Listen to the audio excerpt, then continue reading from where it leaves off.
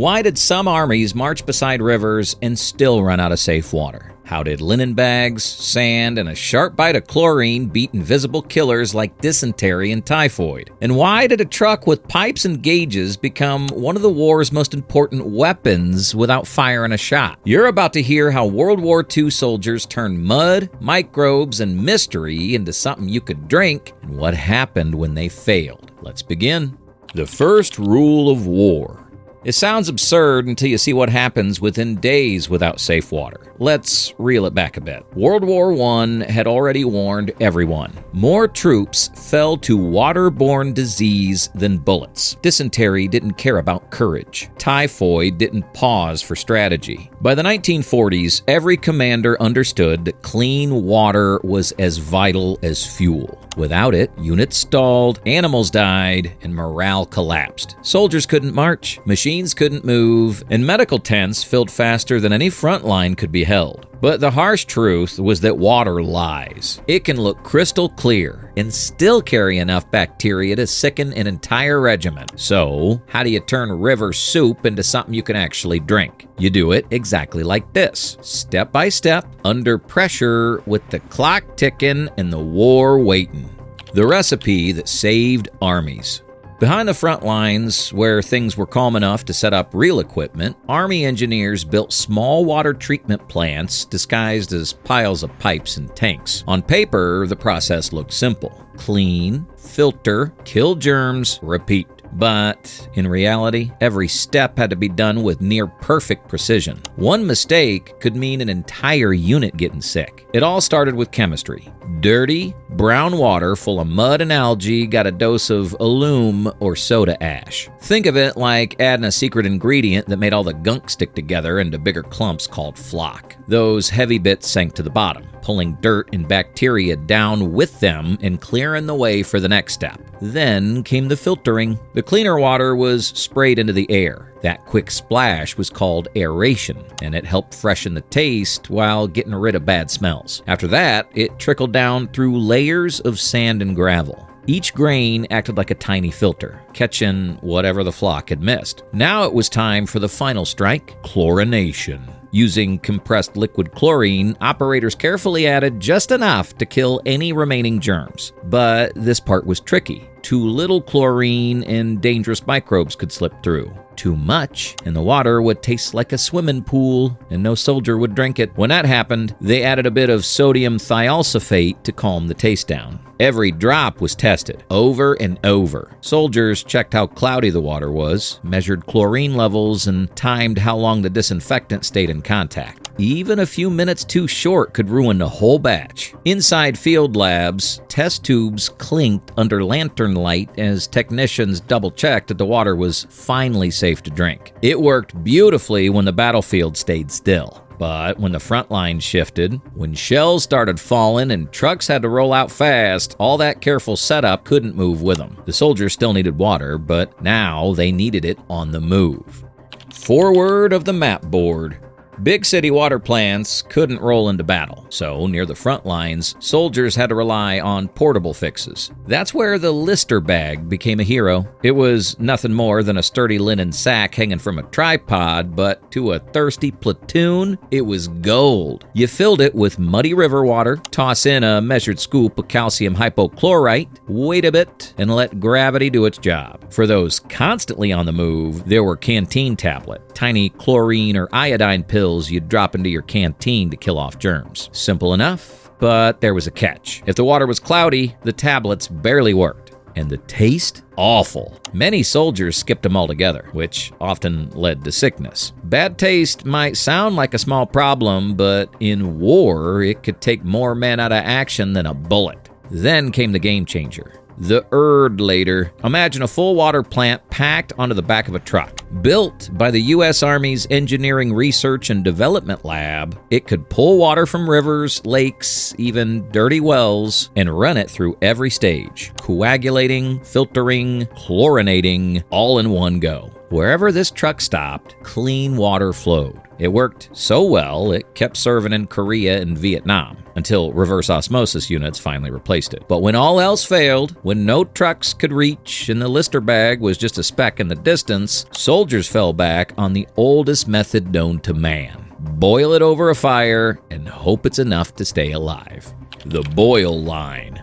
Training manuals loved simple orders. Boil 5 minutes. Microscopes refined that myth. In truth, once water reaches a rolling boil, the vast majority of pathogens are already dead. Boiling didn't make the water pretty, it didn't clear mud or floating leaves, but it stripped away danger. It was primitive, fuel-hungry, and slow. Yet, when no chlorine or filter could be spared, it was the line between survival and sickness. And still, there was a catch. Safer water doesn't always mean drinkable water.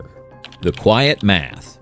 Too much chlorine and troops avoided the tap. Too little and microbes marched straight through. Wartime water wasn't just about keeping it safe. It was about keeping soldiers willing to drink it. The real challenge was balance. Make it clean, make it clear, and make it just tolerable enough to swallow. Commanders who understood that often tweaked the chlorine dose so it didn't taste like swimming pool water. Because if troops turned up their noses at the treated stuff, they'd start drinking from whatever stream or puddle was closest. And that's where disease waited, invisible and merciless. When the chemicals ran out, discipline slipped, or the front line moved faster than the water trucks could follow, things went bad. Fast. When it broke people. History records it plainly. Where organized water points vanished, diseases bloomed. Bataan, Guadalcanal, the Philippines, North Africa. Men drank what they could find, and the results were catastrophic. Shallow wells dug too near latrines delivered dysentery on demand. Typhoid spread through units like fire. Even POW camps suffered as surface water turned from necessity to poison. The irony was brutal. Water that looked clean could kill, and dirty water, properly treated, could save entire divisions. But when it worked, it truly mattered.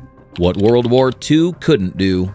But not all water could be tamed. On Pacific Islands, fresh water ran out fast, and seawater mocked every filter. World War II-era field systems couldn't remove salt. That required distillation, or decades later, reverse osmosis. On land, Erdlater-style plants depended on fresh or slightly brackish sources. Where only ocean lay ahead, water came by ship, or men went thirsty. Salt, in that sense, was the one battlefield World War II couldn't conquer. The ocean defeated the engineers, but not the medics and logisticians who had to keep men alive. When the grand machines couldn't follow the fight, the Army turned back to what already worked, something simpler, lighter, and proven in the mud. It didn't run on fuel or filters, it ran on gravity and chlorine. In that search for reliability, one humble tool kept showing up. A simple canvas bag that refused to quit.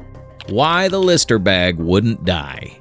But how did one shabby canvas bag outlast every gadget? Because it solved 3 field problems no machine could. Batch size, portability, and control. You could hang it anywhere, fill it fast, add a measured spoon of chlorine powder, wait 30 minutes, and drink. One Lister bag could sustain an entire chow line. It wasn't perfect. It struggled with muddy water. It couldn't serve a battalion. But between the laboratory-grade systems and the desperate canteen labs, it held the line. It saved more stomachs and lives than almost any other piece of non-lethal gear in the U.S. Army. Even after World War II, long after Erdlater rolled into obsolescence, the Lister bag remained standard issue through Korea and even Vietnam. Because in war, simplicity wins. The patch on the shoulder. During World War II, the U.S. Army Corps of Engineers carried the responsibility for sourcing, testing, and treating water. They dug wells, built plants, and ran pipelines under enemy fire. After the war, the mission passed to the Quartermaster Corps, formalizing water as a logistics supply, right alongside fuel, rations, and ammo. To soldiers underground, the patch didn't matter. What mattered was the hose that reached them, the chlorine they could taste, and the quiet certainty that tomorrow's march wouldn't end in fever. Where that system held, disease rates plummeted toward civilian levels. Where it snapped, the old enemies like dysentery and cholera returned instantly. The 2 curves of the war. That was the difference between survival and sickness, and it all came down to how well each army managed its water. Some methods worked brilliantly. Permanent filtration plants in secure zones, later trucks rolling near the front, blister bags hanging in every camp, chlorine or iodine tablets for individual use, and boiling as the last defense. Together, they crushed the deadly curve of waterborne disease even amid chaos and combat. But when retreats came fast, when fronts shifted too quickly, or when soldiers grew careless and drank from whatever stream was closest, the results were devastating. Dysentery tore through ranks, draining strength before a single bullet flew. In every campaign, 2 invisible wars were fought, one with bullets and one with bacteria. The commanders who won the second usually had the men to win the first. There's a reason soldiers remembered the water points. Full canteen meant more than just quenching thirst. It meant staying alive. Clean water kept them thinking straight, marching farther, and fighting longer. It was the invisible ally that moved with them through the jungles, deserts, and ruins. Its tools weren't guns, but filters, tablets, and chlorine. When it worked, no one noticed. When it failed, sickness struck harder than bullets. Every drop that stayed clean was a quiet victory, one that kept an army moving.